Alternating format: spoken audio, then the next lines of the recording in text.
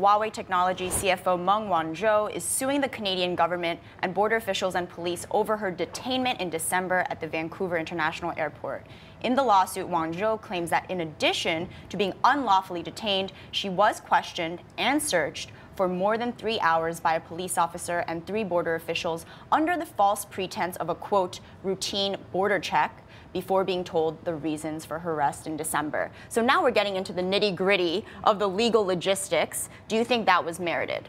Well, I will say this just continues this negative story. So if she didn't really feel that she's justified and that she was wrongly detained, you would think that they would just kind of move on and let the story die, because at the time that this happened, this was like yet another chapter in all the negativity around Huawei. And so you sort of thought, okay, like now that it has ended, move along here. But obviously she's making a sticking point out of it. Exactly. I mean, it's very significant that she is the daughter of the founder. You know, if it were some rando employee who happened to become the CFO, even if you're a high-ranking executive, I don't think there would be this kind of scrutiny. No, totally. And Huawei has her father has come out, and he never does public appearances, never speaks out on behalf of the company, came out and was like, hey, Huawei is not involved in all of this, but also you have to think about how the whole 5G thing is playing out as well. They don't want to lose out on that, and the U.S. is really going in and they're like, hey, let's kick them out of all of this. Huawei shouldn't be involved. And it's crazy drama. And we know that Pence, when he did his European tour, that was his main sticking point. Yeah. He was like,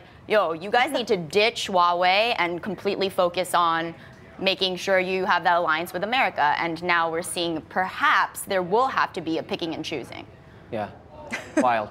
Wild. Really Wild story. significant. That and HTC. Watching very closely as we move forward. And we do know Huawei phones are pretty remarkable. You know, like Howley has been on this set. So and we've heard. So we've heard. I have seen one. I, of course, have never used one. It ain't Apple. I do feel like the competitive landscape is being driven by Huawei right now. No, in China, Apple has major problems. Yep. But it's also interesting, in the US too. Yeah, to see what's going to happen after all of this. Also, what happened in Poland when the Huawei exec was accused of espionage. So like, does any of this really hurt the company if the product is great? Right. Maybe not. That is the question. They're such a huge player in the world. So. Yep.